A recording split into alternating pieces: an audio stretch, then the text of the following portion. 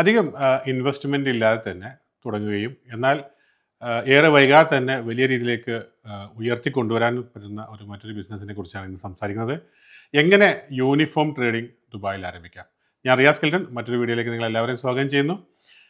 സംബന്ധിച്ചിടത്തോളം നമുക്കൊക്കെ അറിയാം, എത്രയോ എക്സ്പാട്രിയേറ്റ്സ്, അതായത് പ്രവാസികളായ നമ്മളെല്ലാവരും കുടുംബസമേതം ജീവിക്കുന്ന ഒരു രാജ്യമാണ് ഈ രാജ്യത്ത് 7 എമിറേറ്റുകളിലായാലും എടുത്തു നോക്കിയാൽ നമുക്കറിയാം എല്ലായിടത്തും നിരവധി സ്കൂളുകളുള്ളൊരു സ്ഥലമാണ്.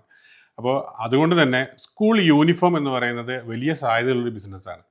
പ്രത്യേകിച്ച് നമ്മൾ മലയാളികളൊക്കെ ടൈലർ രംഗത്തൊക്കെ പ്രൊഫഷണലിൽ പ്രവർത്തിക്കുന്നവർക്കൊക്കെ ഈ ഒരു സാധ്യത വലിയ രീതിയിൽ പ്രയോജനപ്പെടുത്താവുന്നതാണ്. ഞങ്ങളൊക്കെ സംബന്ധിച്ചിടത്തോളം ഒരുപാട് ക്ലയൻസുകൾക്ക് ഈ യൂണിഫോം ട്രേഡിങ് മേഖലയിലേക്ക് ബിസിനസ് ലൈസൻസ് ഉണ്ടാക്കി കൊടുക്കാൻ പറ്റിയിട്ടുണ്ട്. അത് അവരെ സംബന്ധിച്ചിടത്തോളം സ്കൂൾസിൻ്റെ സാധ്യത ഞാൻ പറഞ്ഞെങ്കിലും കൂടിയിട്ട് മറ്റ് കമ്പനികളിലായാലും അതുപോലെ നമുക്ക് ഈ ബ്ലൂ കോളർ രീതിയിലുള്ള യൂണിഫോം ആയാലും PPE ആയാലും അങ്ങനെ തുടങ്ങി വൈവിധ്യമാർന്ന ഒരു വലിയ സാധ്യതയുള്ള ഒരു ബിസിനസ് മേഖലയാണ് യൂണിഫോം ട്രേഡിംഗ് എന്ന് പറയുന്നത്.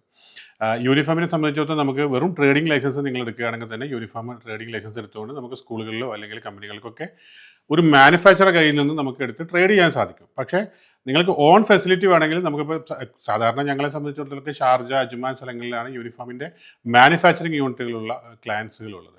അപ്പോൾ ആ രീതിയിൽ നിങ്ങൾക്ക് മാനുഫാക്ചറിങ് ചെയ്തുകൊണ്ടും ഡയറക്റ്റായിട്ട് നിങ്ങൾക്ക് സപ്ലൈ ചെയ്യാം.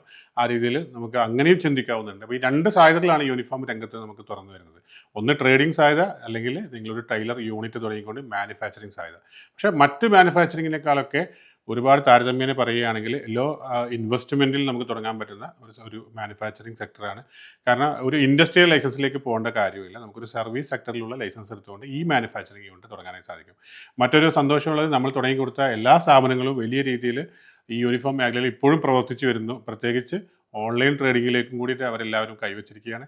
അപ്പോൾ ഈ സാധ്യതകളൊക്കെ നിങ്ങൾക്ക് യൂസ് ചെയ്യാം. അതുപോലെ ഇതുമായി ബന്ധപ്പെട്ട് എങ്ങനെ ഒരു മാനുഫാക്ചറിങ് ലൈസൻസ് എടുക്കാം, അല്ലെങ്കിൽ ട്രേഡിംഗ് ലൈസൻസ് എടുക്കാം, അല്ലെങ്കിൽ എങ്ങനെ നിങ്ങളുടെ കമ്പനി സ്കൂളുകളിൽ കൊണ്ടുപോകാം, അല്ലെങ്കിൽ ഗവൺമെൻറ് സെക്ടറിലൊക്കെ ലിസ്റ്റ് ചെയ്യാം, ഇത്തരം എല്ലാ കൺസൾട്ടൻസിക്കും നമ്മളെ കോൺടാക്ട് ചെയ്യാം. Thank you so much. മറ്റൊരു വീഡിയോയുമായിട്ട് വീണ്ടും കാണാം.